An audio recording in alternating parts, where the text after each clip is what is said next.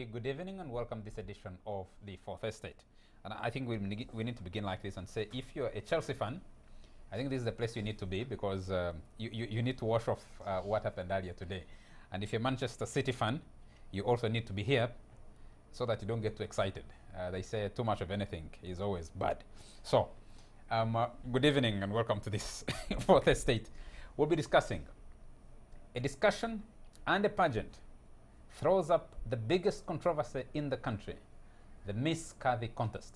Was it to commoditize or productize women? Is it promotion of tourism in this country? We'll be discussing the detail of that. We'll also be discussing the arrest of journalists who were conducting an investigation, and the police conveniently arrested suspected buyers but missed out the sellers. Where is that investigation? So our colleagues Godfrey Badevie, Kasim Mohammed, Rashid Kawesa are working for the BBC. Shafiq Kisame, who was driving the crew, and Vivian Nakalika Serwanja, the wife to a journalist, got arrested by the police and spent 2 nights in police detention because of an investigation into illegal sale of government drugs. We'll be discussing that, and we'll be joined by one of them. Solomon Serwanja will be joining us online to discuss with us what his own experience was, and police was looking for him. He finally appeared, but also his wife and his other colleagues were released. Solomon Serwanja works for NBS TV and worked for NTV before. We'll also be discussing the latest promotions in the Uganda People's Defense Forces. We have 2 new full generals and I think about 10 lieutenant generals, I think 35 the major generals and brigadiers and the other people, a total of 2,031 who were promoted in the latest round of promotions in the Uganda People's Defense Forces. What does that mean? Let me introduce the people I have with me in studio tonight, starting with the minister, who's the Minister of State for Tourism, Godfrey Kiwanda. They've been calling you Kiwanda. That's what... It's a new name? It's your new name. Oh, thank you.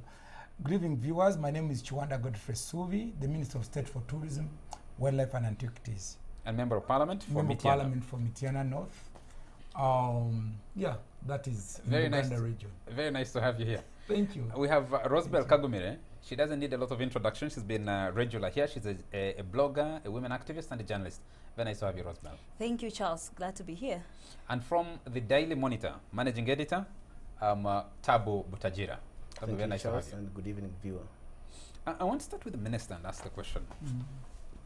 What exactly did you mean to say when you talked about what we're just about to watch on TV? You'll answer the question after watching the clip on TV of yourself. About animals. It's about our food, the way we walk, the way we are created, our curves. You know, yes, that's about us. You may hate it or what, but that's what we are. That's what we are, and that's what we market. We are marketing this country with its people.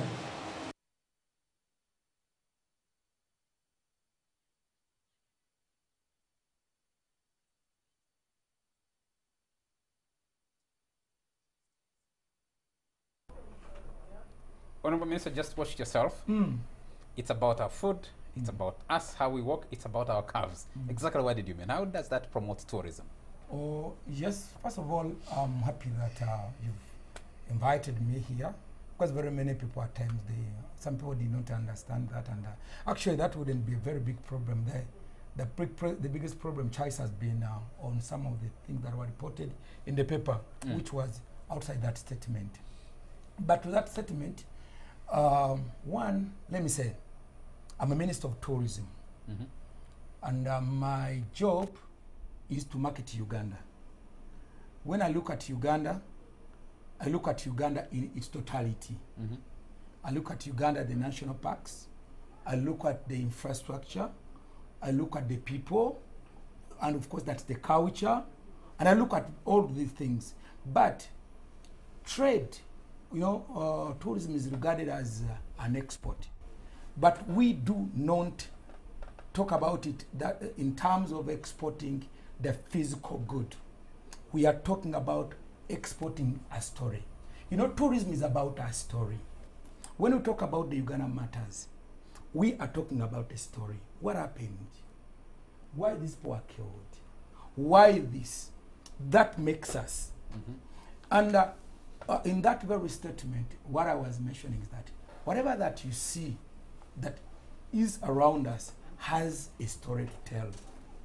When you find me, Muganda, when you find me drumming, actually I'm naturally, I enjoy drumming. If I'm drumming, if I'm in Baksimba, Nankasa, Muogola, every beat of that drum has a story to tell. And to me as a Minister of Tourism, that story is that story that I see. What is the story of the curves of the Ugandan women? No, even that. Of course, it has very many, there are a lot that is associated with the way we are created, the way we've grown up. We've actually, when you watch that clip that has been really played here, we've actually, I said, even the way we dance. If you yes, the way we dance is clear to understand. Yes. The story of the Uganda matters is clear to understand. Yes. It promotes religious tourism. Yes. People come here to associate with that story, to see the place of the Uganda matters, to learn about them. What are people going to learn, local or international tourists? What are they going to learn about the curves, the structures of Ugandan women? Not Ugandans, Ugandans generally, but Ugandan women. Yeah, only that, of course, that one was because we had gone to launch a beauty pageant that's about the structure of the woman, and of course, these are ladies who are organizing a pageant that is actually looking at extra ladies who are not qualifying to compete either in Miss Tourism, because you know the pageants are really in different categories here in the country. We have about 5 of them. We have Miss Tourism, we have Miss Earth, we have Miss Miss World. You know, there are different pageants. Miss Uganda. But most of them are really concentrating on small, cylinder, and all that kind of thing. But these ones came on my side. Okay, honorable, these people are doing this, but for us, we feel that we are being discriminated against, and we believe that beauty is not about the size 0. It's not about that you must be with this height, but we feel that as people who are actually beyond that kind of weight, we can also be competing this. So, of course, that's when the issue of the curves came in. But just the way we asked, yes, if you go very deep into the discussion of this, our food, the food we eat. Yes, I hear about the food. I hear about the food. Yes. I want us to concentrate on the curvaceous Ugandan women, and in your words, who are amazing to look at, and can no, I did not say amazing to look at. That's the quotation. I didn't. That's the quotation that I have. You play it. I'm going to ask them to play it back for you. And look at this. This is the East African for this week. Karibu Uganda. Several tours. I imagine you are the driver in this, and you have your tourists, all of them Caucasian white. There is a lady there, there is a male, and another man. And look at what you have. You've been promoting the big 5. The elephant, the buffalo, the lion, the rhinoceros, I think. That's right. And that is I don't know what this one is. And there is not very good. There is a curvaceous Ugandan woman. Of course, is that no. That's what I meant. I did not mean that, and I will never mean that. That's not what. Because I don't know whether Charles you can give me sometime, just about 4 or 5 minutes, just to explain myself. One is that first of all, there's nothing wrong with appreciating what we are. I hope you believe that. Even God himself, I always say, when you read the creation story, read from Genesis chapter 1 to chapter 1 verse 1 to verse 31. Whenever God would create something, would look at it and say, yes, this is good. That's appreciating. And there's nothing wrong. The only thing is that people, after appreciating what you do next, that is you between you and your God. But to me, if everyone said, oh, Uganda is a beautiful country, Uganda has beautiful people, what do you expect me as a Minister of Tourism? Do you want me to deny that? As a Minister of Tourism, yes. I want you to tell me and our viewers and the colleague panelists here, when you're saying we can use this I don't know if you wanted to mean as a product. So as after people have appreciated Yes. what Uganda has to offer. Yes. And I want to be very, very clear about this, that we restrict it to the group you were talking about and the contest you are promoting, which is Miss Cave Uganda. That's not what I'm promoting. No, just a moment. Yes, that's the event that's at which you were yes. was for a beauty pageant. Yes. How do you turn that into a tourist attraction? One, no one said that women are tourist attractions. Not even men. No. But when you are talking about tourism in a country, it's very difficult to talk about a destination without talking about its people. You've seen the Batwa experience. You've ever visited you've the Batwa. You put them yes. on. You put Batwa as an exhibit. No. I'm saying you have used it. Yes, the experience of the Batwa. Charles, yes. You've talked about the Maasais of Kenya. Mm-hmm. You have? So when you're talking about a destination, it's very difficult not to talk about its people. In this case, there is no way, as a ministry, as a minister, that we are parading women as tourist attractions. But I want to tell you, Charles, one thing, that tourism is almost everything in a country, which includes the people themselves, not because you are selling them, but it's very important that as a minister of tourism, you equip your country, you equip your people about the tourism industry, because this person, much as he has come to see gorillas in Bwindi, he's beginning at the airport. He's going to meet somebody. He's going to be driven by somebody. He's going to be taken by a tour guide. He's going to go to a hotel. He's going to be received by a receptionist. He's going to, the interaction between this person and the people. That's why when we are talking about tourism, we cannot separate the people from the tourism industry. Tabu, yes. I want to come to that's, Tabu. That's Tabu, actually you, the Monitor ran the story that kicked off this storm. Can you reconcile what the minister is telling us now and what the story reported? What was in the story actually was wrong. I've just talked to the chief and there was nothing. Okay, let's listen to the longer clip first up. It's so different from what is. We have the clip.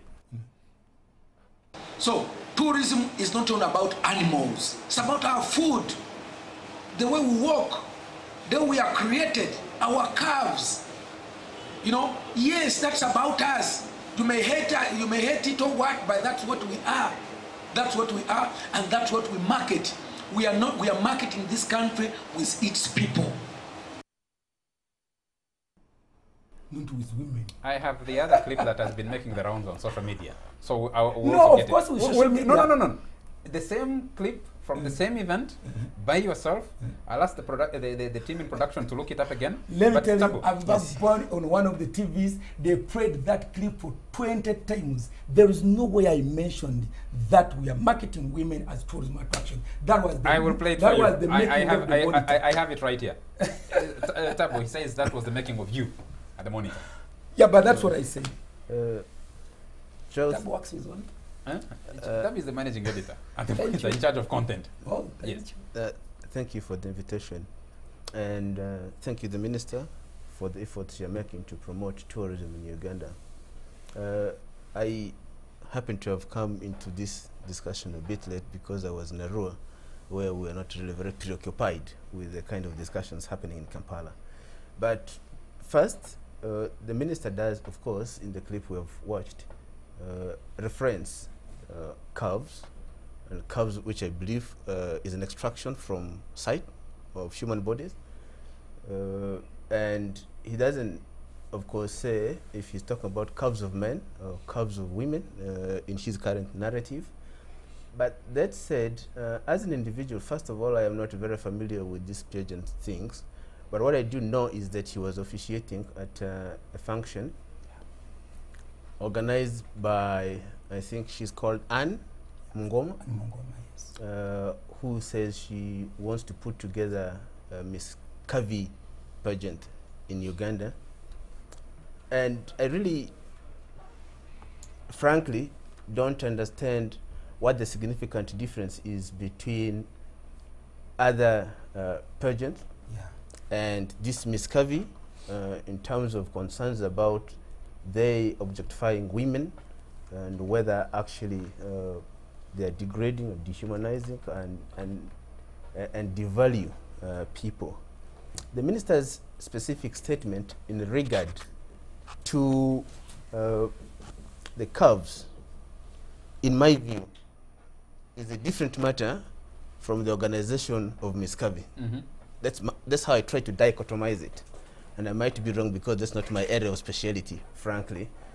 And now that the minister is here, I guess it's a good opportunity for him to explore how the element of human curves becomes an important tourist attraction, and how then that translates into bringing in foreign exchange.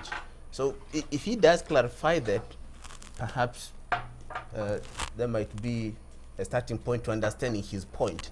But from where I sit, I've never watched any of these beauty pageants. I don't intend to watch any of them pretty soon, whether it is for the lean or for the curvy.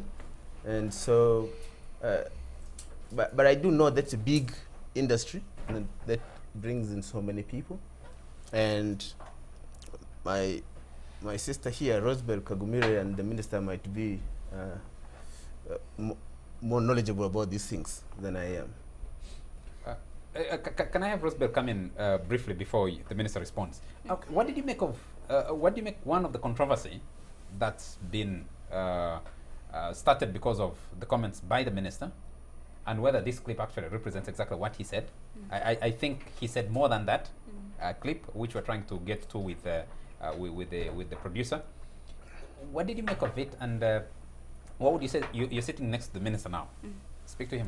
Of course, it's very important that the Honorable Minister understands the historical roots of tourism in developing countries like Uganda, in making people a site of entertainment for white people. Those are not things we can continue to ignore.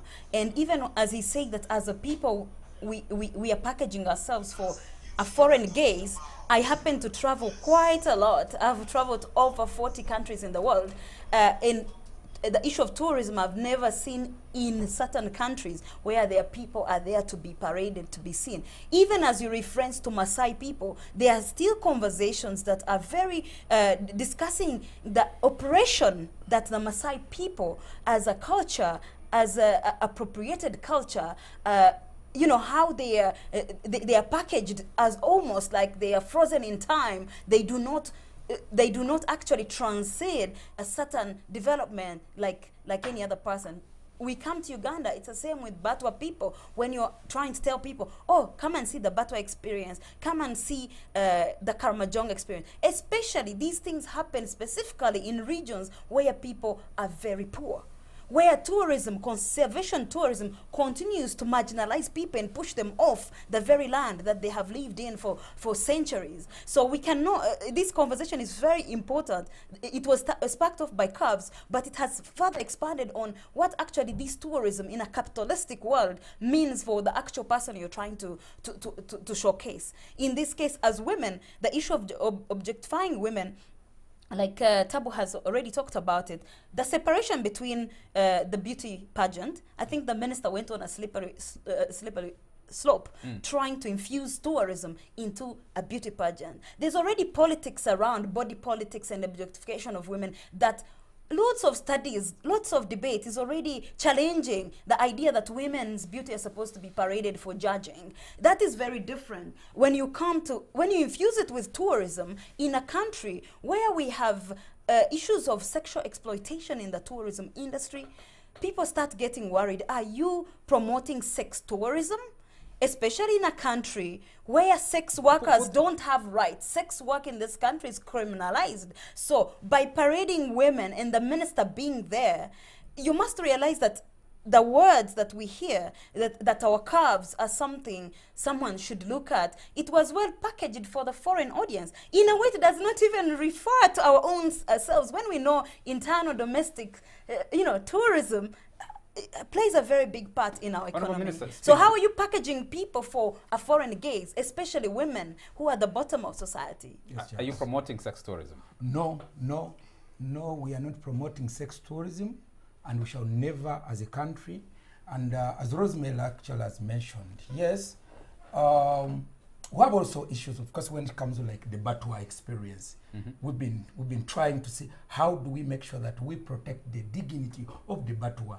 Yes, wherever our tourists are here, they want to hear the Batua experience, the Karamajong experience, the experience, and all these kind of experience. And actually, how do we protect, still as we do tourism, how do we protect the dignity of our people? But coming to the point where my brother was asking about, we've been organizing pageants in the country, and when you look at the concept of Miss Tourism, Miss Uganda, Miss World, Miss Earth, the concept is purely the same, except some few okay, like if you go for Miss Tourism, they may be concentrating so much on conservation areas, so somebody should be having that kind of knowledge. If it's Miss Earth, it's about issues of environment.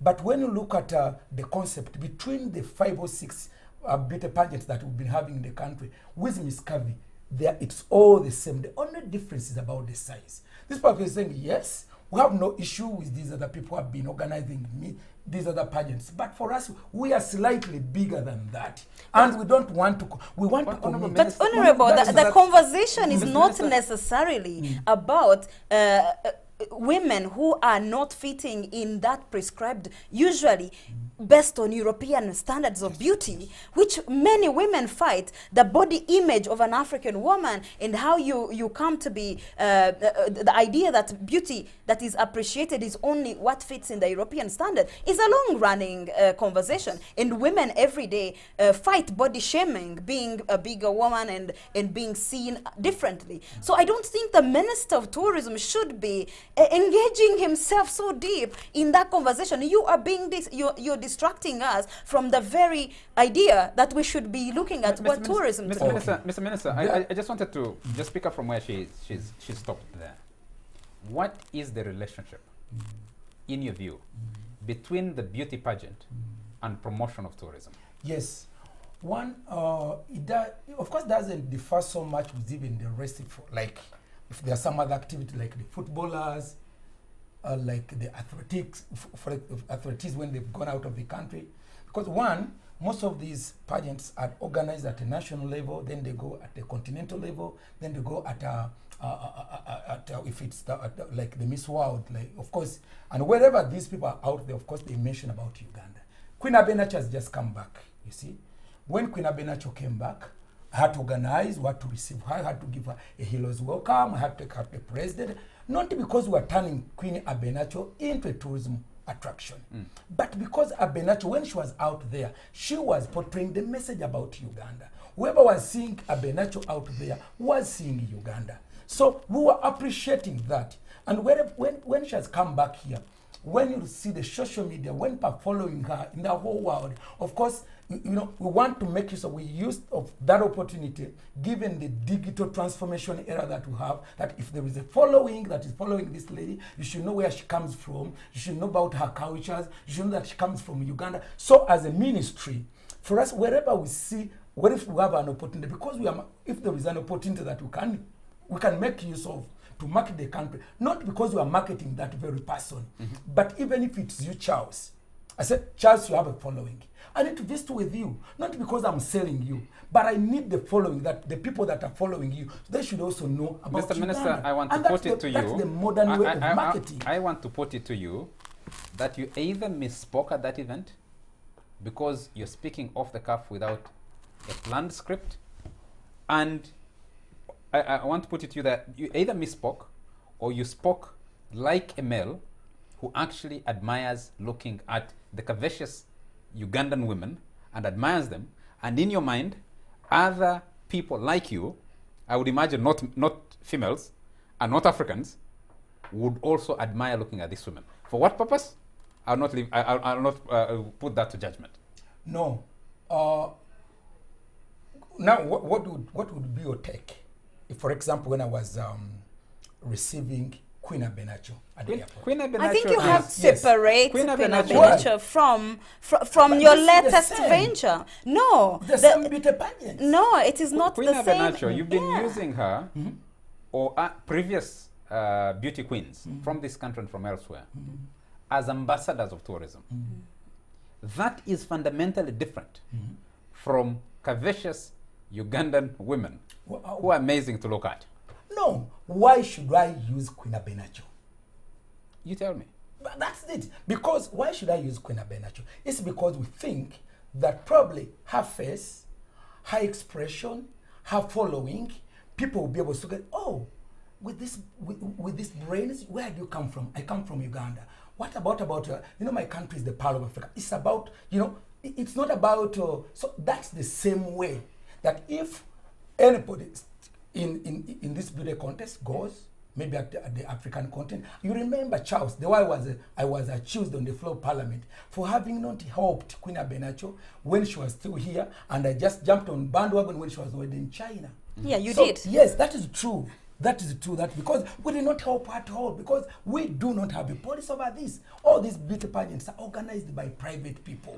When they come in, So did you jump in at the deep end with the Miss yes. Kavi? No. With the Miss Kavi, I had to begin from and say, okay, this is a good idea. I didn't want to be blamed. Say, but this has been struggling because Were you speaking off the cuff, or you're speaking from a prepared text? No, Mr. Minister? let me first finish this. If I come in today, actually, that would be your happiness. Let me tell you, that would be actually good news for Ugandans, because if you come in as a ministry, you come in with the staff, you'll be able to regulate. It's okay. Much as we are doing this should be done in the best way possible to protect the dignity of our country. But if I leave it like I have a question. Charles, I just That's the want question. to, not particular question, I just want to make, hazard some thoughts. Of course, the first obvious one is the president saying that the minister's statement was not a position of cabinet. It had never been discussed and all of that kind of stuff. And the second element for me is that the statement attributed to the minister and then resurrects the 18th century treatment of Sarah Baartman in London and in France, where she was basically exhibited for the satisfaction Mr. of Minister, tourists. Sarah Baartman. And so, in that context, I think if I were the minister, which I am not, I would recalibrate my narrative to either make an admission that my intention was good, but the message may not have come out as I intended. All right, I don't think that it is materially useful, whether in the interest of the minister or even in the interest of tourism, to have a walk back on what was evidently public. And that said, as I said, I really have no particular interest in the pageant industry, and I don't mind whether it is lean people or curvy people who are doing that. Generally, I think both aspects portray women as objects, and basically, if you look at the methods of selection, the preparation of these people, and the way they catwalk on the runway, I've never tried to divorce that from objectification. I don't know what is materially different, Indeed. whether it is curvy or whether it is slender. You're right. Like, all these conversations are there. My worry is when the minister talks about when we are packaging people as an experience of a foreigner, are we reading about the history of how actually our own people have been treated, packaged as an experience, and how it takes away dignity? And when you say that you try to protect the dignity of people like Batwa, what do you mean? How have you even done that? What do you mean by, how do you actually practically protect a dignity of a people whom foreigners who are billion times richer than them are supposed to look at them as some kind of exotic breed of people, right? How do you divorce that from really historical oppression of black people and using the very tourism that we want to get money? But how do we defend the dignity of our people when we are saying all these things about not only about women but indigenous communities in this country? But I also wanted to ask the minister that has he done a feasibility study that anywhere, any country used beauty queens to actually generate revenue and get actual tourism? Yes. Well, Minister, you hold that. You'll package that for the next segment. We need to take a commercial break, and when we come back, we'll continue with this discussion and then go into the other topics that I introduced at the beginning. We'll be right back.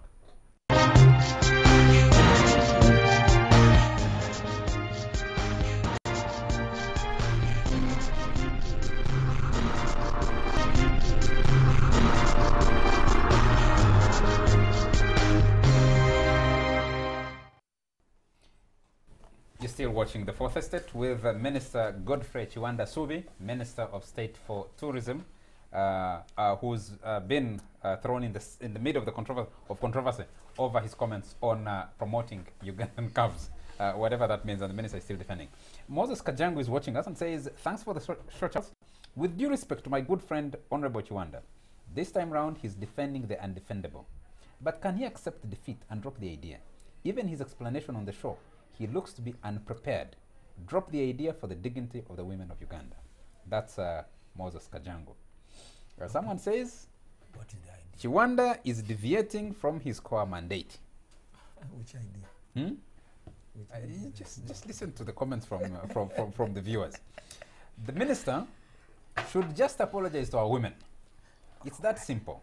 His recent statements excitement and the pomp he's displaying on social media with beautiful young girls is shameful. I would rather he concentrates on bettering the roads and other infrastructure in our national parks, making sure the communities around the national parks indeed get the percentage returns made from the national park. In fact, he should tell us if he knows that more than a half of Lekimboro National Park has been encroached by cattle keepers. He is just quenching his inner man's thirst.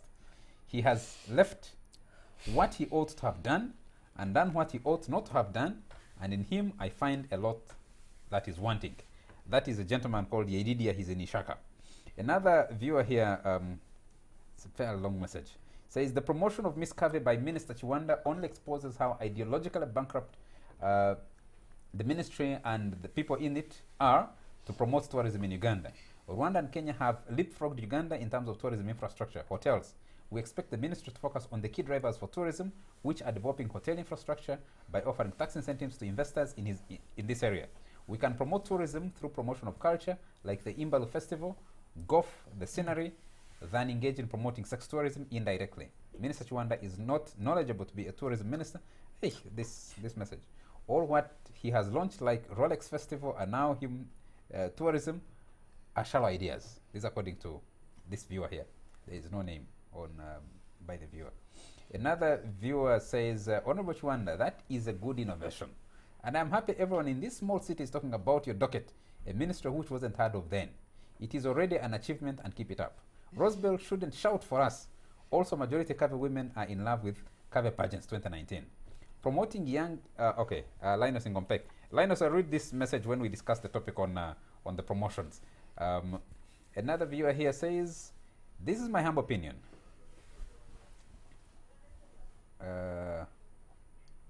Tourism develop, yes, it thinks we shouldn't even be discussing tourism. We should be discussing other things, current affairs. That this is not Fourth Estate stuff. Another viewer, Bernard Impero from Rubaga, says, just save us from Honorable Kiwanda's explanations. The man is really struggling but not answering your question on Kavi. Can the Honorable Minister explain the direct link between calves and tourism benefits? Maybe he has a point, but he's failing on how to package it. And I'm told that the biggest problem we have is packaging our tourism. And the minister is supposed to be packaging our tourism. Just asking, what's the mandate of a tourist who has fully paid to watch or go at the Kavi attraction? Just look at it. Just look at it, touch it, play with it, ask it to turn, walk, and do other such a model-like catwalk stuff. This is really a new dawn in this country. It's a misconception. Someone is asking, so what do you do with this attraction? Another viewer here says, the minister has to accept one thing, apologize and declare that Akarogota excited by the moment. Gosh, goodness me. Okay, there's a comment that Tabu made. There are questions that Rosebell put to you, and I need you to respond to those. And then we'll discuss very briefly your country tours, and we'll discuss you can actually also contextualize your promotion of Rolex as part of the initiatives. You want to bring now? No. You first respond to what Rosebell and some of these viewers are saying. Yeah. One is that the Minister of Tourism is not the organizer. We are not the organizers of the pageants. Not even Miss Kavi, not even Miss Tourism, which is actually more related to us. We don't. These are private initiatives. Private initiatives, and tourism is everybody's business. We allow everybody, you come with an idea. We help you, of course, to moderate it and say, okay, this is the best way to go. Probably we'll give you some technical advice. We give you our stuff. But even the local Expo Festival, it's not an initiative of the Minister of Tourism. It's not. The Miss Cab pageant, you know the organizers, Miss Annie Mungoma, you know her, you even invite her here. I think I can also agree, probably my presence, you know, these days, even if when I appear on at a funeral, some people may declare that one as a tourism function, event. When I move with you, Charles, the next day they will declare you tourism goodwill ambassador. So I think that is it, because people think that when I've moved, that is tourism.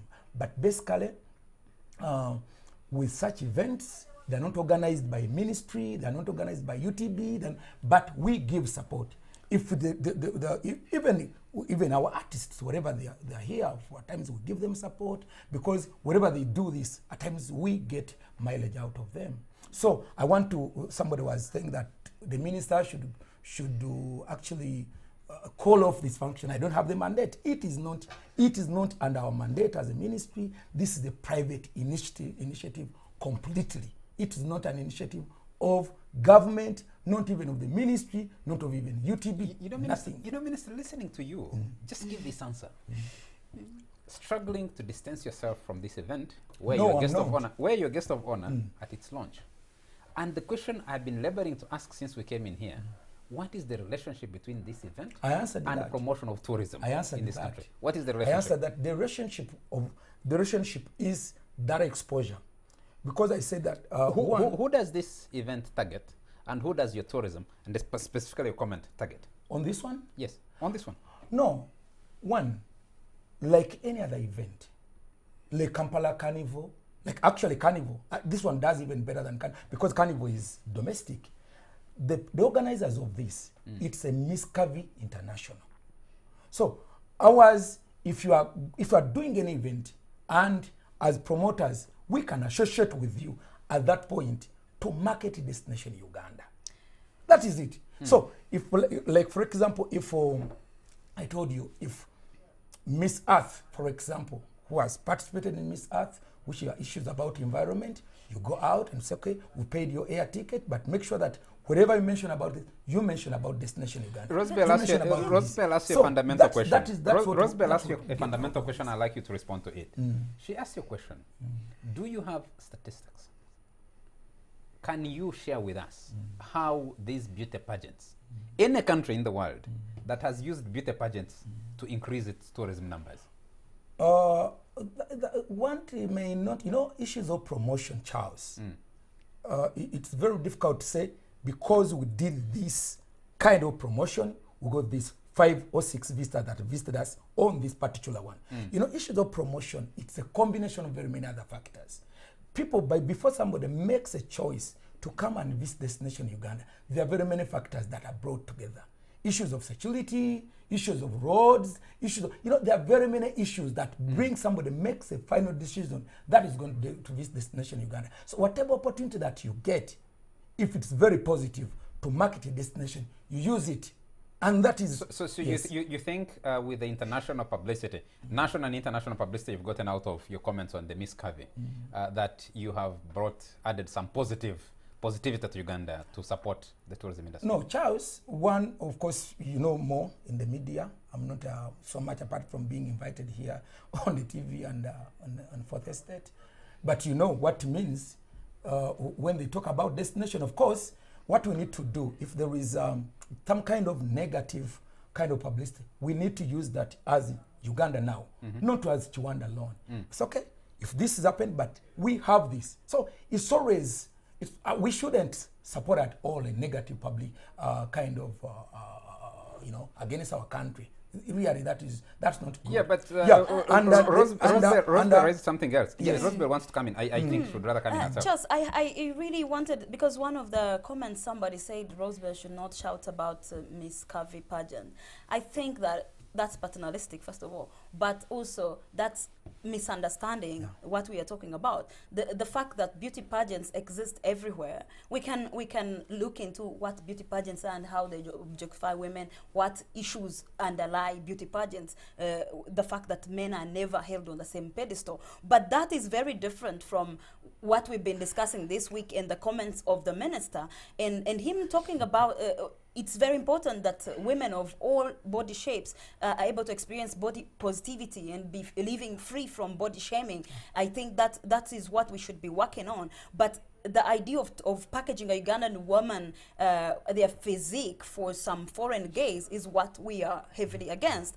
And it's very important that we come back to the minister. When you talk about turning negative publicity into something good, it is not always easy when that negative publicity is the attack on women's rights. When globally people are looking for positivity, people are like, okay, and someone wrote an analysis, said if you're a tourist and you're reading a minister talking about women being used as a product of tourism, and then in the same week actually we had a very negative story of a German tourist raped by a border person, that we would rather be seeing the minister addressing sexual violence and sexual exploitation actually within the industry, rather than, you know, trying to build even on the already negative story. I think it's very important the minister to come out very strongly to say, we are not going to objectify our women. I think we need to move on from this topic. But Mr. Minister, we will not, and I will never say that. And one wonders when a country and a government where you are the minister responsible for tourism is going to go beyond what God provided this country, including the curvaceous women. You promote animals and national parks as the primary tourist attractions. We still promote the source of the River Nile like we have nothing else. We promote the Murchison Falls. The world has moved away from that. Dubai Mall received last year 70 million visitors. 70 million visitors. I don't know what Uganda's numbers are, but I think we must be hovering about 1.5 million. Yes, we are moving 2 million. And 1.5 million to 2 million, you're actually talking about all entries into this country, not specifically those who come for tourism purposes. You have people going to visit monuments, you have people going to visit other things, and you're still stuck promoting nature for tourism. And we think we're serious in promoting tourism? Yeah, Dubai, because Dubai does not have what we have. Yes, Dubai had the national parks. They would be promoting national parks. Dubai actually, it's only they are doing a lot of aggressive marketing. It's just in buildings, in hotels. But if Dubai had what we have, here they would be doing even better. The only thing that we need is to probably better our marketing, putting in more money, and see how we can gain more about it. But we cannot be shy of what we have, Charles. No, it's not about being shy. It's about being innovative, Mr. Minister. Yes. It's about being innovative. So and you want us to destroy the national parks? No, I'm not saying we destroy the national parks. I'm saying, what else are you putting on the market? What else are you showing? What God gave you? So you are tired of what God gave us? Honorable Minister, our agriculture is rain-fed. When there is a drought, there is a crisis. When there is flooding, there is a crisis. Our tourism is about national parks, it's about animals, it's about nothing else. I mean, when do you sit in government and say, we need to do certain things differently that actually take this country to the next level, not getting it stuck to stone age? Yeah, just, okay. One, I may agree with you that probably because that is product diversification, we need to add value even on the products we have. We may not do away with the natural products that we have because we are gifted by nature, but we need to improve on the products. You know, Minister, before you, in the same ministry, once said potholes are a tourist attraction. You remember that? It's a few years ago. Potholes are a tourist attraction. Now there's another minister who says cars are a tourist attraction. Another minister will say something. But just what you are saying, it's not true. You are really misquoting me. No, you said it. You said it on TV. You said it's not a tourist attraction. No, you said our food, our dances, we are known about those. Yes. We are known about our culture, which is true. No, you said calves. Yes. Even if it's calves. Yes. But it's not a tourist What are we known about? We are known about our cultures. That is true. That's a true statement, Charles. I'm known because I am. Are you going, are you going to Anyway. walk back your words? Anyway, Oh, let me just tell you. We need to add value on what we have. Just look at Mount Rwenzori. We've been, of course, we need things like, we need like cable cars on Mount Rwenzori. Because how many people do you think they can still be, because there are those who can manage climbing Mount Rwenzori. But we need to add value on some of these products. Okay. I agree with you. We need to add value on some of these products because we are in competitive market. Because, but still, we need also to, we still have enough. Charles, I want you to agree with me. Much as Dubai may talk about their buildings, they may talk about whatever they, but actually theirs is actually artificial. We need, But we Mr. have Minister, our natural. your mission, Yes. your mission, at 1.5 million visitors and 70 million visitors to the Dubai Mall alone in 1 year, if you got 1% of what they have, you'd be celebrating here. True. Your target's about that. So why not benchmarking on some of those? Yeah, true, but we cannot use the same models. Charles, you know this. We cannot use the same models. As Africa, actually, if you have given an example with an African country, actually, which has used its national parks maximum, there are some of African countries that are hosting about 5 million visitors. Yes, our target as a country is about 4 million visitors. Actually, if we can achieve that in the next 2 years. But of course, we have a lot to bring together. You cannot have a destination like Uganda. Of course, we have very many impediments, Charles. Our destination is one of the most expensive destinations. Somebody flying from Nairobi to Kampala, you know how much somebody is paying. You know, now the revamping of the Uganda Airlines is something that is actually in the good line in the promotion of tourism. Our country has just been liberated. I've just been in Chidepo recently. But Charles, you know, in the last 5 years, somebody could not travel from here to Chidepo. You couldn't because of the peace and because of the insecurity that was in this area. So we are, no, we may not be where you want us, but actually we are on the road, we are moving. Actually, I believe that we shall be at the risk of my colleague panelists haven't been a lot in this discussion. Yes. Mr. Minister, to be honest with you, I am amazed. We are running around in circles. The other day you're launching a Rolex festival as a tourist attraction.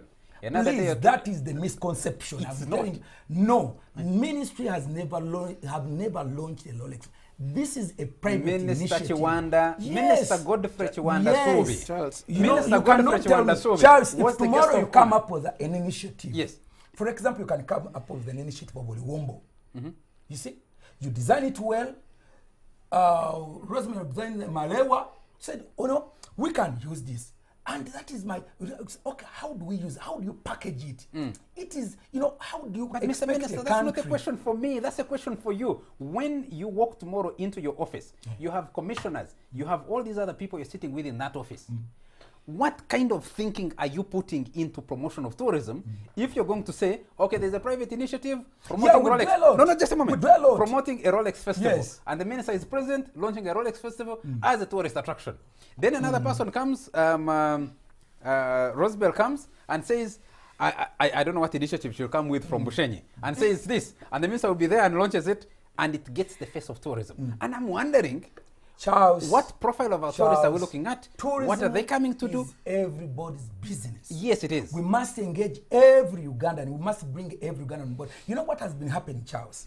Tourism has been regarded as between a Muzungu and the owner of Sheraton. And that's what we wanted to kill.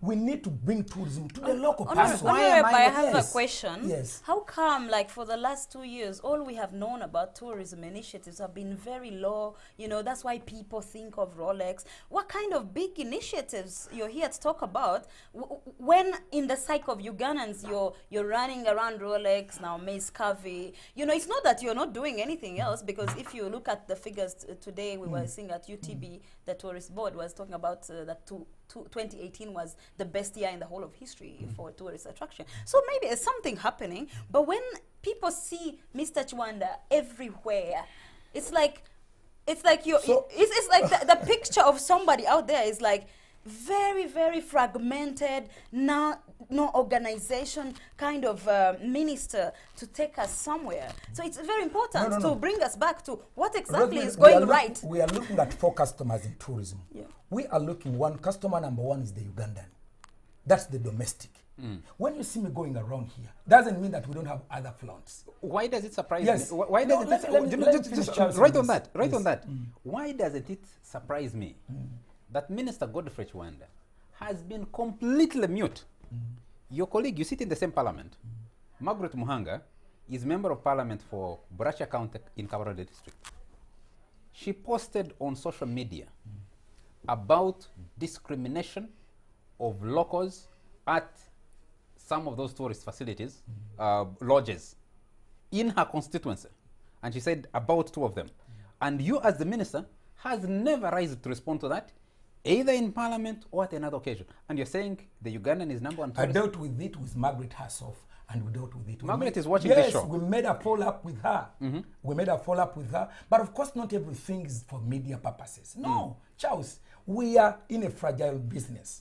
If there is something that we can handle at a certain level and we resolve on it, don't expect him to come here at NTV and make a pronunciation about something, because I know we are in business, and which business is very Mr. Minister, competitive. a popular facility in Kabarole district had on its signpost fully booked.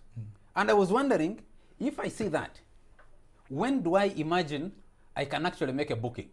In January, in September, in December? When do I make a booking and say I can go there as a local tourist? If on the signboard, engraved in a wooden signpost, on the street, on the road, fully booked. fully booked.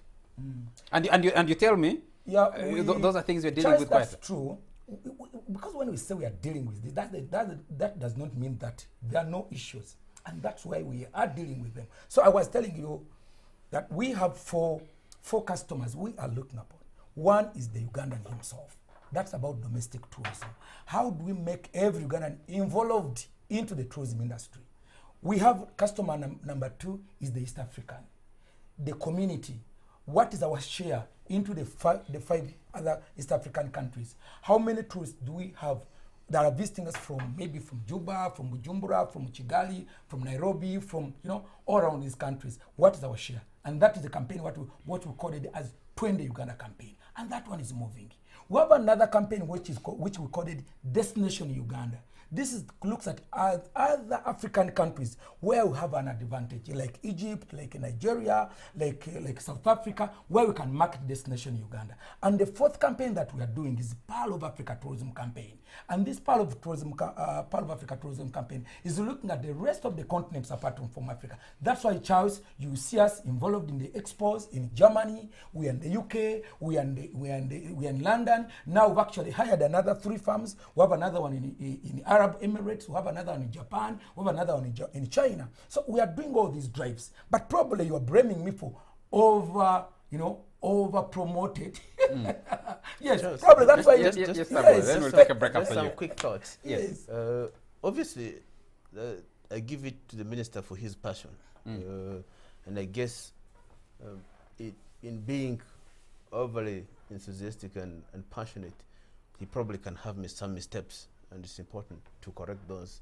But from an elevated view of things, really, one of the quick things Uganda could think of probably is promoting water tourism.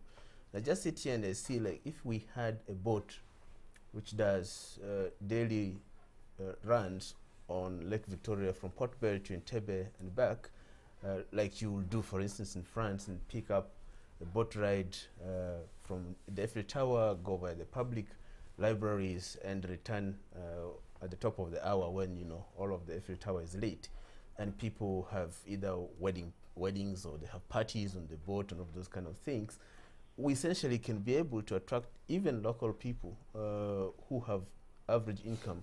One of the problems we have with promoting domestic tourism, in my view and experience, really is that the facilities at the national parks, for instance, are very expensive, beyond the affordability of most Ugandans. And if you are having a self-drive and you have a very steep oil price, that means the cost of fuel, even a vehicle, to drive around these parks is prohibitive too. So there are soft and hardware issues that the minister needs to think through very carefully in promoting tourism. And I know many other people can be more than available to render some views on the subject. Okay. I I'm wanted to I'm ask afraid- the minister that let's take this chance with this controversial news to really look at how do we make tourism dignified for the person, whether the women you're working with or the people in the Batwa people or people in Bunyaruguru who are hunters who cannot access certain grounds. We need to talk about dignity. It's not enough to spend money to attract Germans here. It is important to invest in the people. If your people do not benefit at the end of the day, it is not a sustainable model. Thank you. And I think what Tabu talks about, that discriminative pricing, some people might put it to the expensive, what is actually expensive pricing to access those facilities, which the people running those facilities used to discriminate because they look at, if Kiwanda didn't go as a minister, they just look at his face and say, this one can't pay $350 per night to sleep here. So they block you out and say, no, we don't have room for you. But we need to park that and move on to another discussion. I'll take just a few messages and take a break. Burite is watching us and says, can Mheshimiwa Kiwanda crystallize for us the kind of tourism destination this government wants Uganda to be? If it's an arts and culture destination where pageants would fall, then why is the Lone Museum rotting and the Lone National Theatre rumored to yield way for a shopping mall? If it's a shopping destination, what distinct goods do we have to offer to the world? If it is a conservation destination, what are you doing? Are you going to do about humans who are increasingly competing for room with the animals? If it's a gambling destination, why even dream up a ban on sports betting? If it's a beach destination, why are beaches all over Entebbe Peninsula left to private ownership instead of holding it in public trust and protect access rights? Yep. etc, etc. Thanks for the show. That's Burita. I think he raises very fundamental. Yes. Malingum Gashumba is tuned in live and says, no single public toilet from Entebbe to Windi, 33 years of NRM, and you're promoting tourism, domestic or otherwise. What are you doing about that? Augustine Otuko says, the concept of Miss Plus Size, Miss Covey, is not a new concept in the world. Miss Plus Size is organized in many countries such as India, United Kingdom, United States, Kenya, etc. There is also Miss Plus Size Universe. I personally think that the whole thing of Miss Covey was blown out of context. What can only be examined is how Miss Plus Size, or Covey, relates with tourism potential. Question to Kagumire. Have countries that have been organizing Miss Plus Size contests elsewhere objectified women, e.g. USA, United Kingdom, India, Kenya, and Miss Plus Size Universe? It's a question for you. Another viewer here says, Honorable Minister has done his best as Minister in charge of tourism, and by all standards, a lot can be seen on the ground. However, this controversy can be ironed out through cabinet and other stakeholders in tourism industry. Being a chief guest at the function may not make him liable for the shortcomings. I believe there's room for improvement. Another viewer says, thanks for the show. Please allow me drop a comment about the recent Miss Covey contest, which has raised people's eyebrows. Yes, I carry women's dignity in high esteem, but I have an issue with Ugandan, especially women activists, who are so pretentious. During the traditional Miss Uganda beauty pageant, ladies walk publicly half naked as people cheer or on without any remorse. None even condemns that. Uganda women are being battered by their husbands, and many of them still grapple with domestic related issues that require attention. A lot needs to be done in line with women emancipation. This Dixako Nkubito, and he says, why not focus on real issues other than the Miss Covey contest? There are many messages. I may not be able to take all of them now, but we'll be taking them as they come in. Another viewer here. We need the Covey women recognized in promoting tourism. Should introduce a policy where only Covey women are the tourist guides. Only Covey women should contest for MPship. That's tongue in cheek. This the dialogue arena. Frederick Musimenta. Let me take a break. I'll pick some of these messages after the break. But also be discussing. We'll give the minister opportunity to wrap up, but we hope you'll also join us in the other discussion on the promotions and as well as the rest of the journalists. We'll be right back.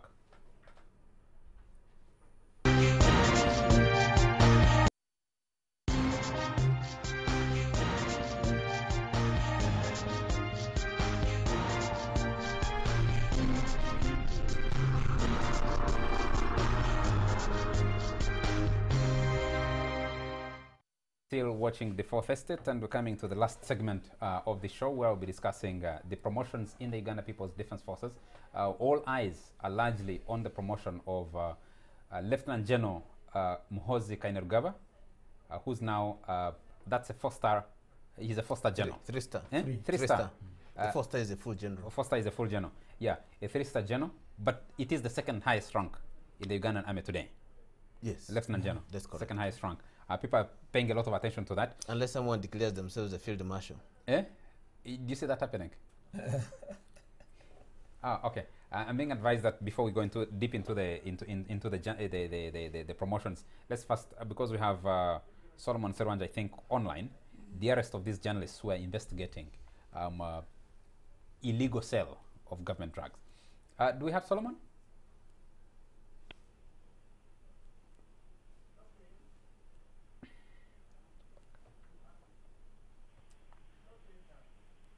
Okay.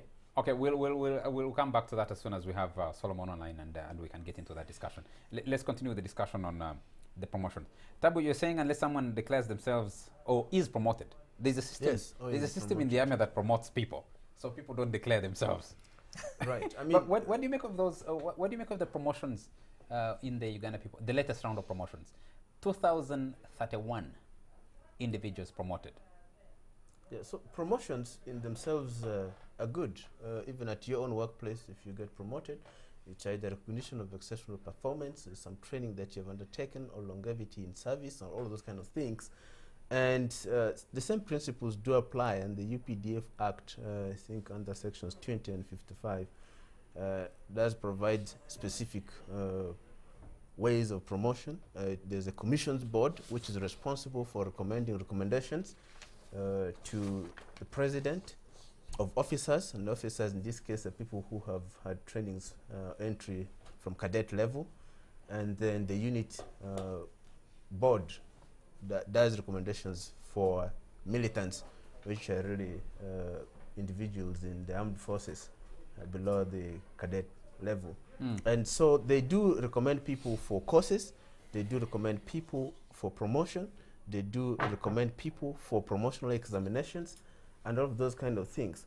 And I guess in the context of the UPDF, obviously there's the historical baggage of people who were in the bush, and then there's the question of people who then came after the NRA to power. And the question is, are these promotions just? The Constitution directs the UPDF to be nationally representative. If you sat at the table of lieutenant generals or brigadier generals, would you see the whole of Uganda, or would you see a part of Uganda? Those are important questions to raise, because there's a constitutional safeguard about what that should constitute. In regard to the first son, who actually is the father's advisor, the advisor of the Commander-in-Chief on Special Operations, there have been repeated questions every time he's promoted, that to what respect is his promotion pegged, right? Obviously, he's done some courses in the finest of military training institutions in the world, from Sandhurst to Fort Leavenworth. But how has that translated to the security and defense of Uganda, for which then you can justify the promotion? If he was not the president's son, would he be a lieutenant general after 20 years of service in the UPDF? And by UPDF rules, people should more or less stay on a rank for at least 4 to 5 years. So from a captain to a major to a lieutenant colonel to a colonel to brigadier, and then major general and to lieutenant general, seems to be an overshoot. So there should be a special justification why someone is at takeoff stage, when some of the people he joined with in intake, I think 99 graduating 2000, are still captains, majors in the same force. There's a cohort of officers that he joined with. Many people will say that Muhoozi Kainerugaba actually recruited them as students at university, and they have moved through the ranks with them. There's a larger section that has moved through the ranks, very close to him. Tell me two who are lieutenant generals or major general from his cohort. I just need two. Lokecha, were they recruited together? Did they join the army together? No. Lokech must have been before him. But the interesting thing about Lokech is that his name was actually not on the original list of promotions. And he was added in a second list, which the army said that his name had been inadvertently omitted on the first list, which is actually very strange that such an error would have happened in a circumstance of promotion of people to very senior ranks in the UPDF. But that said, I think the other critical thing to look at is that you could very easily explain the fact that most of the senior officers in the NRA were predominantly from one part of the country, because these were people who knew one another, who trusted each other when they went to the bush. And therefore, they were the front fighters and came with seniority when they took over government. But for people who joined after the... no, let me just finish that statement. Yes. After the NRA took power, what justification would you have to have a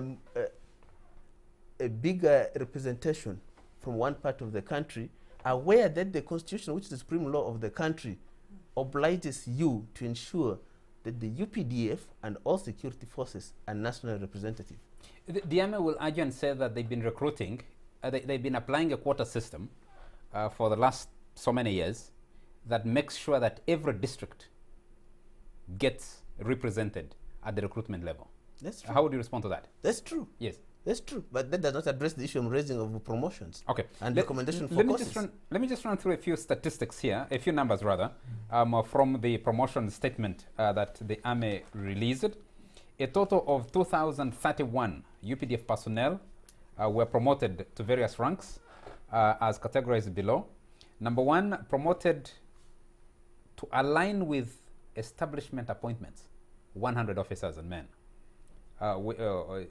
Number two, promoted due for retirement, 97 were promoted and are going to be retired. So the initial group, a large part of that group will actually be retiring.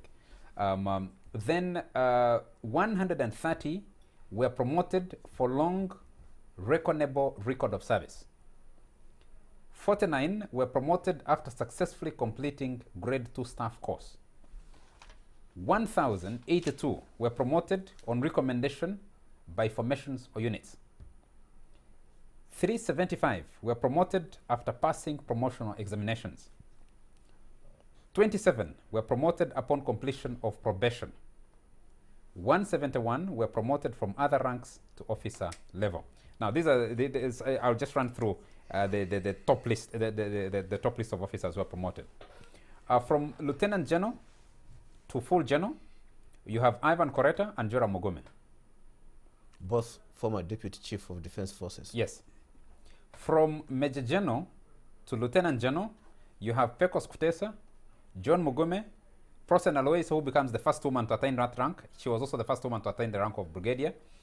You have Charles Awani Otema. You have James Nakibus Lakara.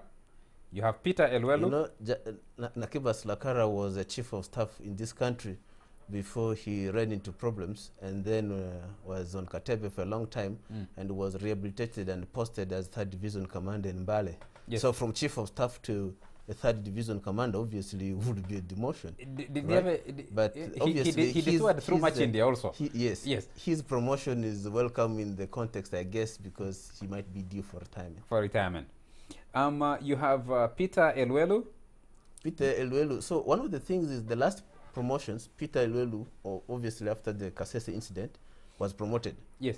And then I think almost just a couple of years later, if not less, she has also been promoted again, right?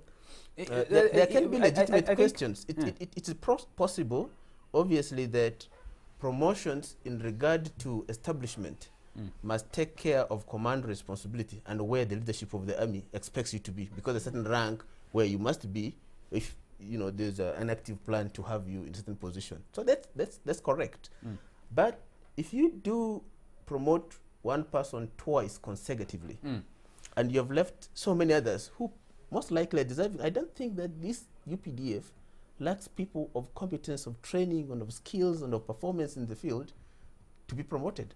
Mm. So if you promote Tabu twice consecutively and you haven't promoted Kiwanda, who perhaps is even better placed, what message do you send? And especially the promotion of Eluelu, the double promotion of Eluelu, because you still have unanswered questions over more than 100 people who were killed in that confrontation, and you've been promoted twice. You have not done a thorough investigation or given a proper explanation, not to Parliament, not to the Ugandan public, about those killings in Kasese. You have not resolved the issues because the cultural leader of Rwenzururu is still on trial. There's still a large number of people who are still in detention over that incident, and they haven't been accounted for. I mean, there hasn't been an explanation. I have Serwanja online. Maybe I should bring him in on this discussion, but we'll be discussing with him more about his investigation that landed him in trouble. But let me just finish reading this. James Mujira, Joseph B. Musanyufo, Charles Lutaya, Mohozi Kainerugaba. All those were promoted from Major General to Lieutenant General. Then you have from number 13 to number 29. That's how many? 13 to 29. 16. 16. Yeah. Yes, those were promoted to the rank from Brigadier to Major General. And you have like the former army spokesperson. Hello, Solomon Serwanja, do we have you online? Yes, I'm here, Charles. A very good evening to you. Good evening to you, and thank you very much for staying on waiting for us to come to you. We should have started with you much earlier, but we need to mix these two discussions so that we can conclude at once since this is the last segment. Yes, sir. Well, the program is called Fourth Estate, and and I'm part of that Fourth Estate, so I'm really pleased to be part of the show. Thank you. We're very happy to have you. What's the status, Solomon, of your run-in with the state authorities, or particularly investigation? Are you now a free man? Are you a suspect on police bond? What's your status? Well, as of now, I'm still a suspect, me and others, including some BBC journalists, and my wife. We are still suspects. We were given bond until the 12th of March. We'll be returning to the Central Police Station on the 12th of March to once again answer some questions from the police, and then we'll see what will be the next step moving forward. Okay. Solomon, what exactly is the police charging you with? So the police is charging us with possession of government drug, contrary to the National Drug Authority Act. I don't know which particular clause, but what the police says that they found us with government of Uganda not for sale drugs. Mm. Did you have those government of Uganda not for sale drugs? I know that's dancing close to the fire because as a suspect, the police might use this against you. Yeah. So, well, we've been carrying out an undercover investigation.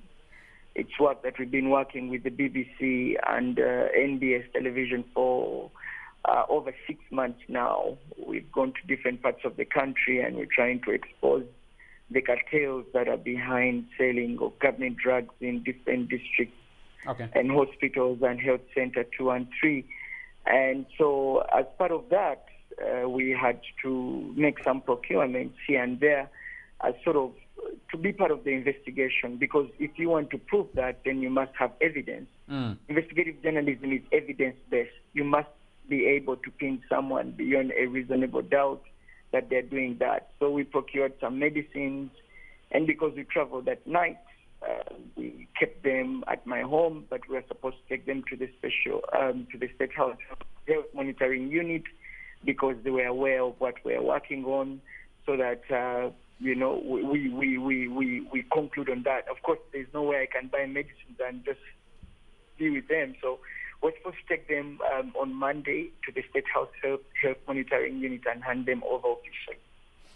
Rosbel and Tabu might want to come in and ask you a few questions, but of course we do sympathize with you and journalism broadly, particularly investigative journalism, because that's been struggling, and when state authorities intervene in the manner the police, and particularly I've been told that from my information, Tabu, this was an operation run by the Internal Security Organization largely, and the police were only recipients of these guys once they had been arrested. The other question you would ask is, why arrest the wife, Serwanja's wife, when she's not a journalist? But also the police statement on the arrest of Serwanja's wife was really, really disturbing. How do you come out and defend holding someone's wife as ransom? Basically, that's what the police was acknowledging, that the woman had no case. We were waiting for Serwanja to show up. That is against the law of the land. You don't...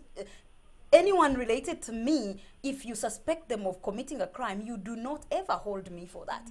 So we saw a really blatant violation of certain rights there. And I think the police should come out and, you know, we cannot accept that kind of... Tabu, where does this leave investigative journalism in this country? The police might have its explanations, but where does this leave investigative journalism? Tabu would have come when I've asked him, because I'm not so much in journalism, but I just want him to help me also, as you asked him. Really, if you are investigating on such a very sensitive matter, say you are investigating maybe about firearms, about this, doesn't the station, your station, aware of what's going, what you are doing? Do you do it at your private, and this is not known at the station? And if somebody has such issue, can it go to Solomon as a person or to a station? Maybe Solomon should answer that, because he's still online. Solomon, can you answer that question from Minister Kiwanda? Yes, so Honorable Kiwanda, before any project goes out, you have to, first of all, make a pitch to the editors, and then you have to go and prove that there is a prima facie case so that you can proceed with the investigation. It's pretty much like you have to pitch to your editors, and those editors must ascertain that there's one, a case to investigate, but also two, that you'll be able to have impact from whichever investigation you're doing. So yes, it's a collaborative project that was approved by the board of editors of BBC and the board of editors of NBS, and boom, we went out to the field. So yes, it is approved. It's not done only by us who go to the field, but also it's approved by the board of editors. And I think this is the same question that came through. The police was saying that we should have informed them about this investigation. I think we're called the Fourth Estate, Charles. Yes. And that means there's the judiciary, there's the executive, there's the legislature, and then the Fourth Estate. Every bit of these bodies have to act independently, because we are supposed to be the watchdogs. We have to mirror what is happening in society, and therefore we need no absolute right. We need no absolute, the police doesn't need to give us a go-ahead. We don't even need to inform them about this, because we're supposed to be independent investigation. Thank you. Tabu, do you have a question either for Solomon or to just contribute to this, in line with the question I put to you? No, I think obviously in this country, and from experience, that investigative journalism is a risky business, as is elsewhere in the world. You heard of the journalists who were shot in Ghana after participating in this sports bribery thing.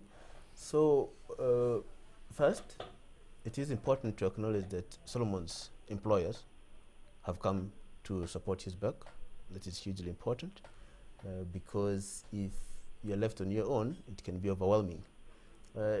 Two, and on a lighter note, that this kind of arrests and even detentions can be a badge of honor in journalism, even when we want to try to avoid it as possible. Three, I guess the most disgusting development is what Rosebell was referencing, that somehow my professional crime in the eyes of the lawmakers must then be democratized to my family members, and whether my child or my spouse or a brother or whatever relative must be arrested as a precondition for me to show up. I think that's absolutely ridiculous. My thoughts obviously are with Vivian. I've had a conversation with her about that as well. Well, but she's a former journalist, so she lived on the... So I don't know whether I should call her a former journalist, because she works as a spokesperson for Ministry of Health, which is another branch really of journalism and communication. So it's still the same field, if you like. My other concern is then, as a result of the things that have happened, would her be picked out and victimized by her employer?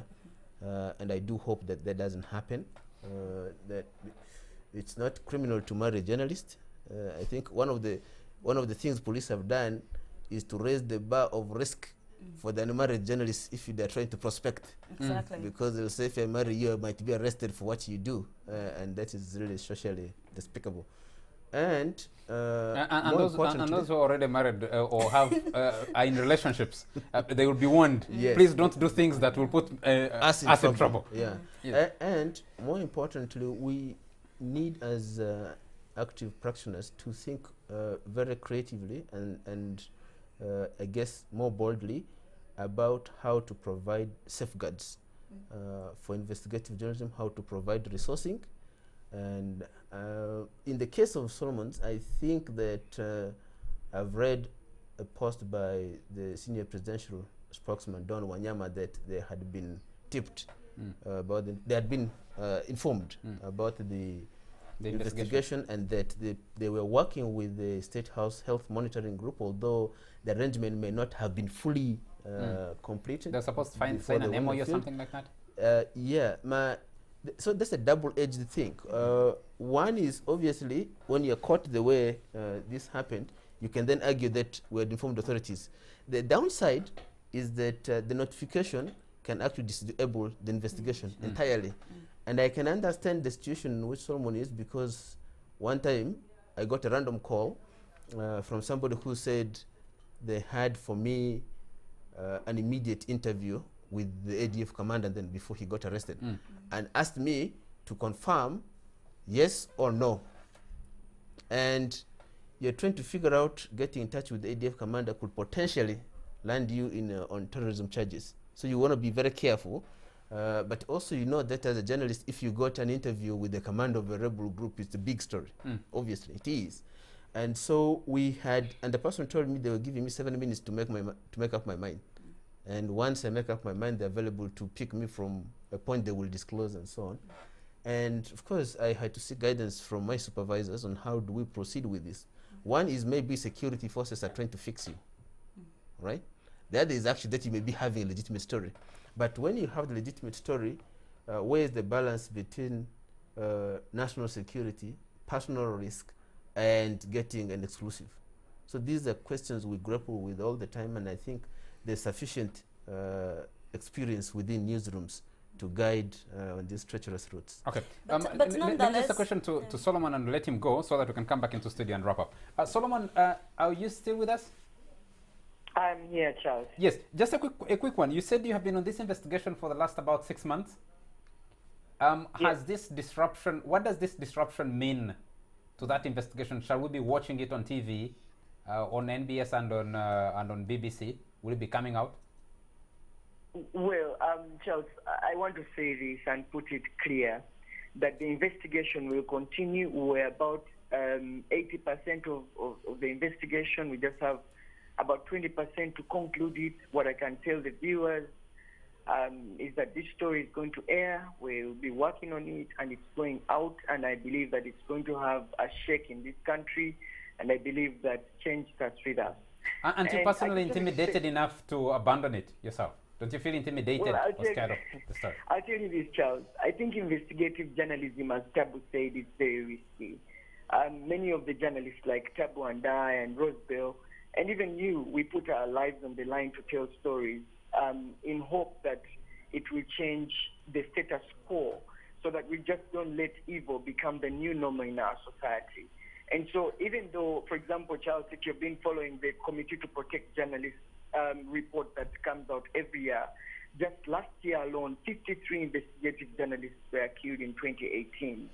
And this, if you look at the figures, it sort of sends, you get shivers on your body and you're thinking, okay, am I safe? But sometimes we have to brave and speak about these stories and be able to tell the country what's going on so that together we can make a contribution on our community and in our society. Like Charles, as I've always said, journalism is not only about telling stories. Journalism is about changing lives. So even if there's some risks involved, I want to encourage every investigative journalist out there that we have a duty to change, to change the way things are done, to expose evil, and perhaps change comes. What's your contribution? Thank you. Thank you very much, Solomon, and we encourage you to continue at it, and your colleagues. We're happy that you're out at the moment. I think we'll be keeping on the police to ask exactly these questions, and let me come to the minister here. Honorable Minister, the contradictions in the government that you serve in, I don't know how many tourists or potential tourists a story like this chases away compared to how many a Miss Curvy contest or something else would bring into this country. And I don't know if you go back to cabinet and sit down and have a hard discussion that says, look, promotion of tourism becomes difficult or easier because of the actions we take, not as an individual ministry, but broadly as a government.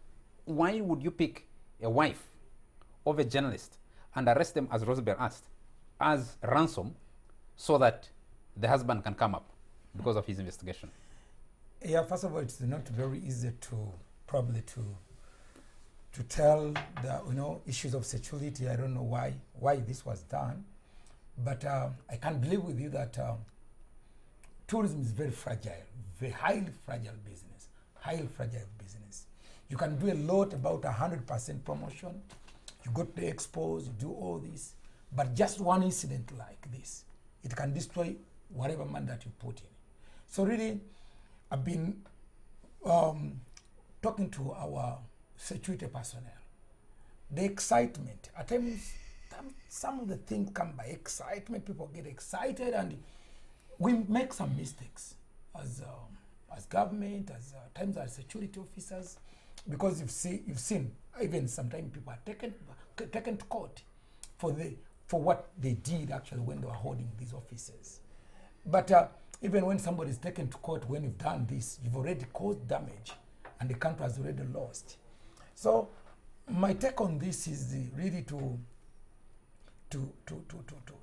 request all Ugandans to be very responsible as we do whatever that we do. We don't need to get excited, and we need to be professional in doing whatever that we are doing. Okay. Because Solomon, even if you've not arrested his wife, you still get him. Because Solomon has a place of work, and the bosses know that he's been doing this. That's why I asked the other question. Because if I come here and I know, Charles, you've been doing this on behalf of NTV, even if I've not arrested your wife, I'll get you. So I don't know, probably because even if it takes another 2 or 3 days, you still get Solomon.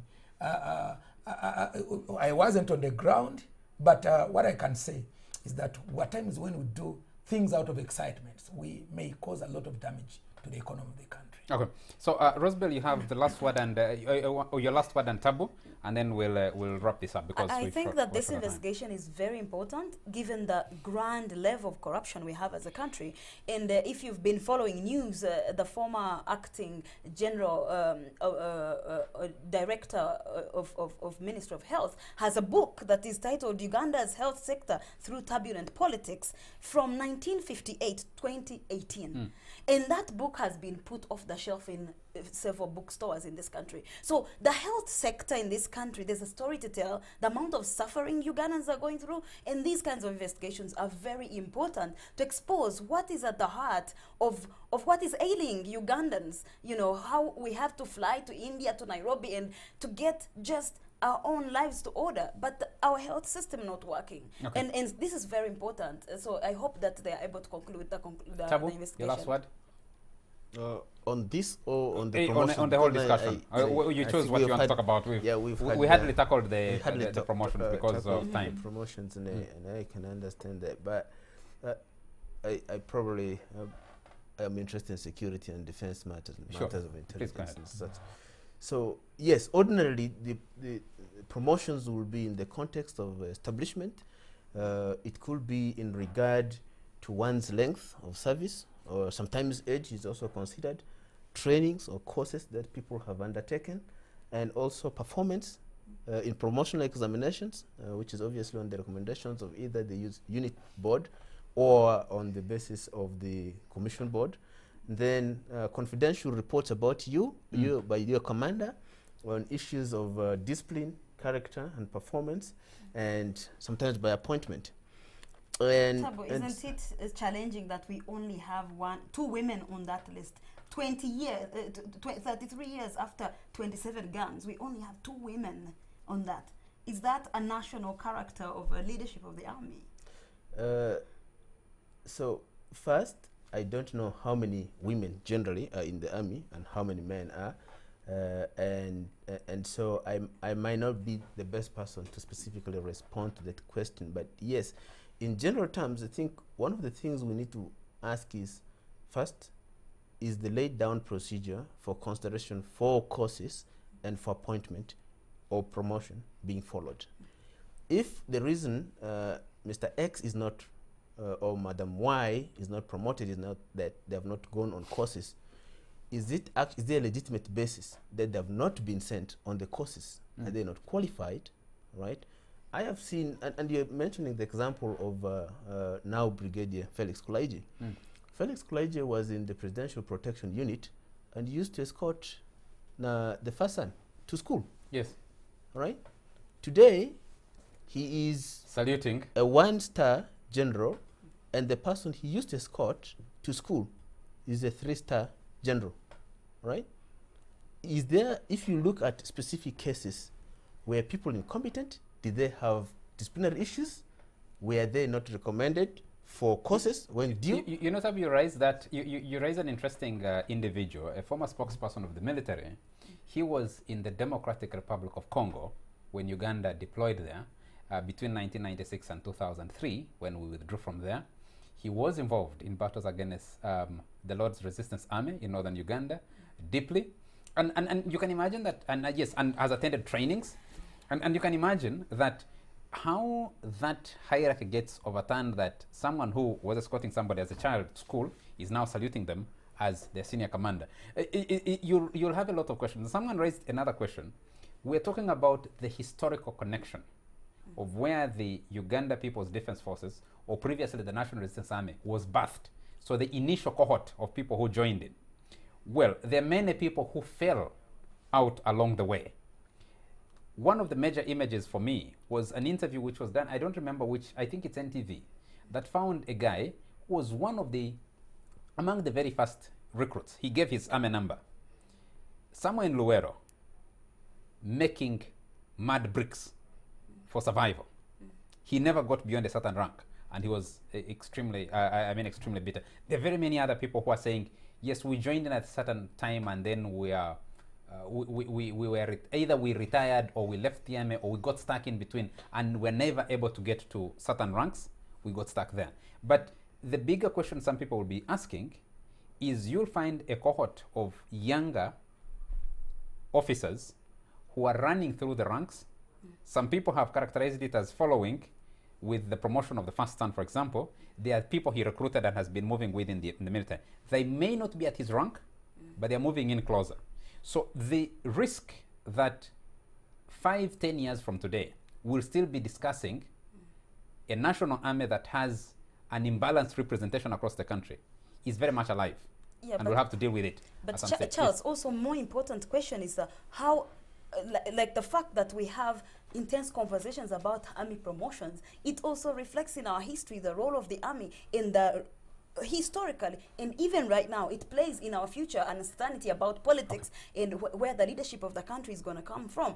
That is very important. The fact that that is still a big story, it shows that we have not transitioned to an army that people believe fully is partisan. That's why the stories are rather non-partisan, for sure. Fully non-partisan, stepped away from being a personalized army. I am told that we are overshooting extremely. Tab, were you done with your contribution? No, I just wanted us to look at the principles of the promotions rather than just the individuals, whether it's the first son or some other person, first, at the guise of career planning, working well in the army. Do they know at entry level where somebody has to go and how they will actually advance? Do they follow the procedures that are laid down at the guise of chief of personnel and administration up to the task? And are they forgetting about many people when it comes to promotion and recommendation for courses? And what is the impact of this? Does it demoralize? Does it cause disunity in the army? So these are legitimate questions that need to be asked, and I know for sure that one of the roles of the commission's board is to receive grievances on promotions. and training opportunities. Thank and you. so I do hope these matters will be There will be raised and other addressed. opportunities to thresh out some of these issues. Your last word. Yeah, my last word is, first of all, to thank Charles and NTV for giving this opportunity to really to come here, either to clear and trying to really to build up this image about our ministry. But I want also to thank you so much, the media fraternity, for the airtime that has been given to the tourism industry this time. I know we may be having some mistakes here and there, but at least we've been out here, we've been out there in the newspapers. At times, of course, in terms of promotion, we've been moved with you in the national parks. I know now most of our TVs have enough footage about our tourism industry. Yes, tourism is about knowing our story and knowing how to tell our story well. So I want to encourage every Ugandan, if we promote tourism, you cannot leave it to Kiwanda, it cannot be left the Minister of Tourism alone or the UTB, but it's a joint effort. We shall strive to make sure that we really mitigate on some of these problems. We have issues on the human-wildlife conflict, we have issues on our infrastructure, but we are working, and we cannot wait until when these are perfected to make sure that we do the promotion. We shall continue doing the promotion as also mitigate on these other issues that we need to mitigate upon. Thank you very much. Linus Ngompek, Sarah Kajingo, James Nkojo, Anthony. I have seen messages, the many messages that came in. I was not able to read them. Michael and others have received the messages, but the discussion, I think, Rama Omonya, yes. These conversations on these major topics continues on our social media platforms, so we should continue, and in subsequent discussions that we'll have here. I'll just make a comment about Solomon Serwanja and the colleagues from the BBC. Now, when you have an investigation that is a collaboration between a major, a TV that is a local journalists here that are very well known, and an international media like the BBC, and when the police walked in, and each one of these guys were identifying themselves, if the police asked these questions and said, I am a journalist, I am Godfrey Abadevi, I'm a journalist, I work for the BBC. I am Kasim Muhammad, I work for the BBC. I am Rashid Kawes, I work for the BBC. And they said the other journalist is Solomon Serwanja, works for NBS. And the other person is Vivian, who is a wife to, even for the police, before you move ahead to do the arrest. In other entities, in other countries, what we have seen is you can actually question people, tell them to go, and they come back and conclude their story.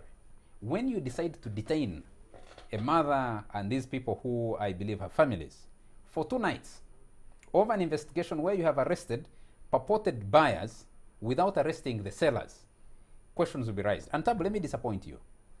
I have served with the Forum for African Investigative Reporters. I was on the board for 3 years. So the journalist in Ghana who was shot the other day for that investigation, and his boss, Anas Eremewe, were members of the Forum for African Investigative Reporters, and we used to meet several times to plan, including transnational investigations. I do not believe for a single minute that the police or the internal security organization did not know what they were doing. They intended to disrupt this investigation. And by arresting the people who were conducting the investigation, they thought it would not reach the people they feared it would reach. There's another undercover investigation that's been going on, where also security agencies went, the moment they got information, they disrupted it. The intention is not to arrest criminality. The intention is to disrupt this investigation and stop the information these people have found But from coming someone out. says that he has already 80% of Yes, information. 80%, 20% might be the critical part that is missing, and you need a lot of courage for the station he works for the individuals working on the project to go through and deliver that. But the message the police and the state security is sending out is to other younger journalists in the newsrooms. NBS is a bigger medium. NTV is a big medium. Monitor is big. The East African is big. Those might be able to see through their investigations. But the actual investigations that will change lives in this country are being done by younger people in smaller entities where they may not have the backing of the media house. And if you're sending a message and saying people, watch out, people will not be able to make as much noise for you as they have made for the others. You're killing investigative journalism. And therefore, all these efforts, whether you create a special unit, you see the area they're investigating is quite interesting. The president appointed that anti-corruption group the other day.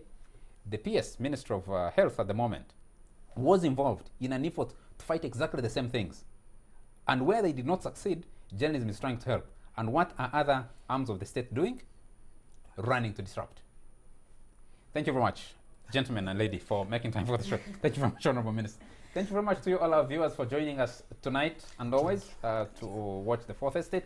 You're the reason we exist. Thank you very much to the production crew that stay up late to bring the show to you. And these conversations continue on our social media platforms and on subsequent programming on the show, on NTV. From me, it's a good night.